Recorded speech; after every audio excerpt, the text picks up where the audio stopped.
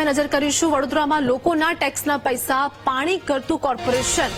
આ સાથે જ વાત કરીએ કે 10 દિવસ પહેલા જ કરોડોનો ખર્ચ બનાવેલો રોડ તોડી પડાતા વિવાદ સર્જાયો છે। કોર્પોરેશનના અધિકારીઓ વચ્ચે સંકલનના અભાવે નવો રોડ તોડવો પડ્યો છે।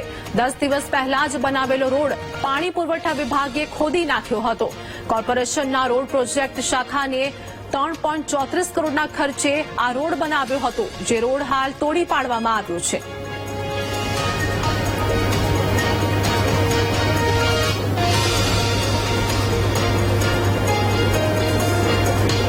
તો આજ મુદ્દે અમારી સાથે માનુ લાઈવ જોડાઈ ગયા છે। માનુ, વડોદરાની ઘટના અંગે વાત કરીએ એટલે કે હવે ટેક્સના પૈસા પાણીમાં ગયા હોય તેવું જોવા મળી રહ્યું છે।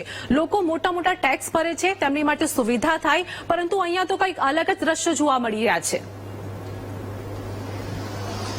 આરતી, મુખ્યમંત્રી ભૂપેન્દ્રભાઈ પટેલ વારંવાર અધિકારીઓને કર્મચારીઓને કહી રહ્યા છે કે વિકાસના કામો કરો તો સંકલન કરીને કરવા જોઈએ, કારણ કે જનતાના પૈસા છે અને એને જો વેડફાટ થાય તો એ ચાલે નહીં।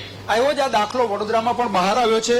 આર્યકન્યા રોડ ઉપર જે રોડ બનાવવામાં આવ્યો છે 10 દિવસ પહેલા 3 કરોડ 34 લાખનો આ રોડ બનાવવામાં આવ્યો છે અને માત્ર 10 દિવસની અંદર જ આ રોડને પાણી પુરવઠા વિભાગે ખોદી નાખ્યો।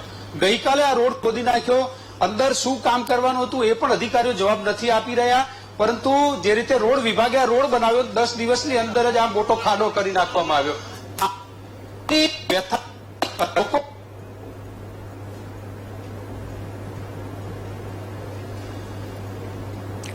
તો વડોદરામાં લોકોના ટેક્સના પૈસાનું પાણી થતું હોય તેવું જોવા મળી રહ્યું છે। જેમાં વાત કરીએ કે હાલ પાણી પુરવઠા વિભાગે નવો રોડ તોડી નાખતા સામાજિક કાર્યકરોનો વિરોધ પણ જોવા મળ્યો છે।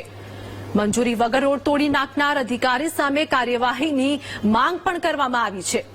જેમાં વડોદરામાં લોકોના ટેક્સના પૈસાનું કોર્પોરેશન પાણી કરતું હોય તેવા દ્રશ્યો જોવા મળ્યા છે।